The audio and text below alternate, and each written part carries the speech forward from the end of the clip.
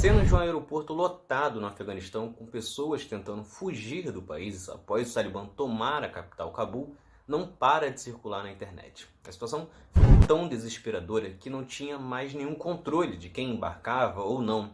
Existem imagens até mesmo de pessoas caindo do avião após a decolagem, o que indica que provavelmente estavam tentando entrar no avião de todas as maneiras, mesmo após a decolagem, o que dá a dimensão do desespero.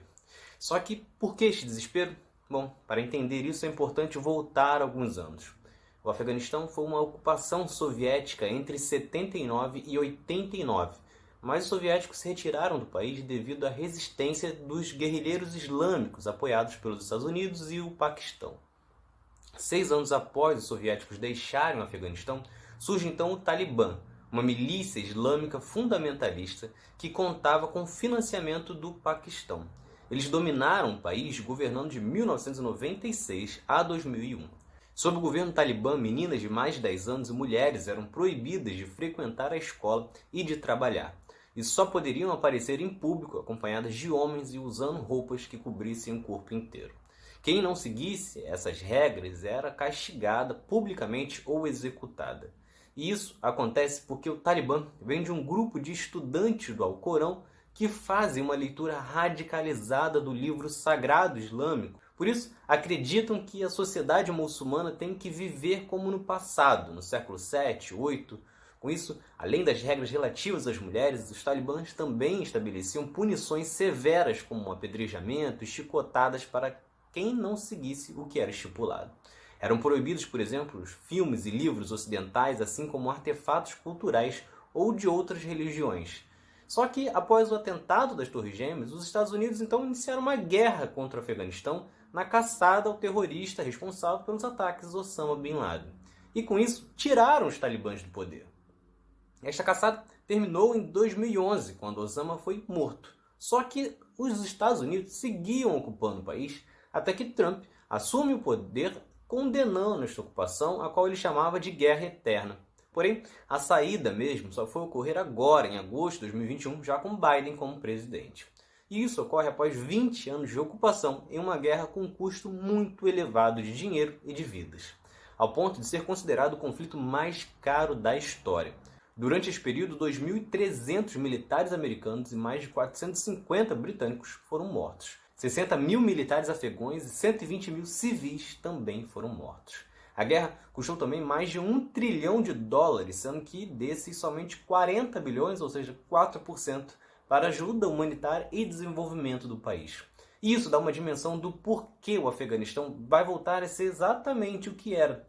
Isso porque, embora tenham ocorrido sim avanços, como as mulheres têm conquistado os direitos, poderem estudar e trabalhar, assim como o país teve mais carros, prédios e evoluções do tipo, foi feito muito pouco para o Afeganistão ter de fato alguma estabilidade.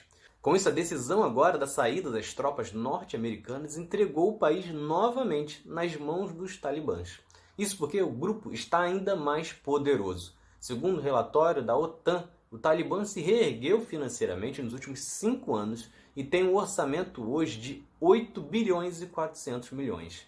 Sua renda vem do ópio e da extração ilegal de minérios de ferro. Portanto, possui um arsenal pesado e uma grande tropa. E assim que os Estados Unidos saíram do país, eles foram avançando território após território até chegar na capital. E isso acontece pelo fato do exército afegão não ter como bater de frente e também pelo medo da população. Além do fato de existir apoio por parte desta população, principalmente por aqueles que desprezam os direitos humanos e que concordam com o ultraconservadorismo das leis impostas. Além dessa parcela alegar que no período que o Talibã esteve no poder, não existia tanta violência no país. Agora, com a chegada do Talibã na capital, o presidente do Afeganistão, Ashraf Ghani, deixou o país após o Talibã tomar a capital e já há relatos de execuções de quem apoiou ou trabalhou para os norte-americanos na ocupação, como os casos dos tradutores.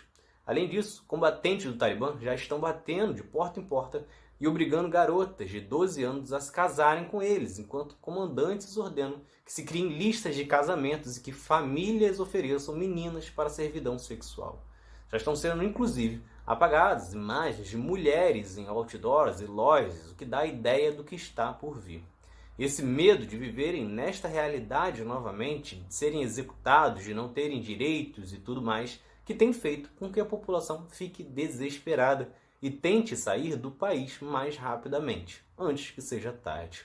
Portanto, o que ocorre no Afeganistão é algo de extrema gravidade para o mundo e, sem dúvidas, uma intensidade difícil de se imaginar para quem mora aqui no Brasil. Porém, alguns pontos que eu falei neste episódio já acontecem aqui.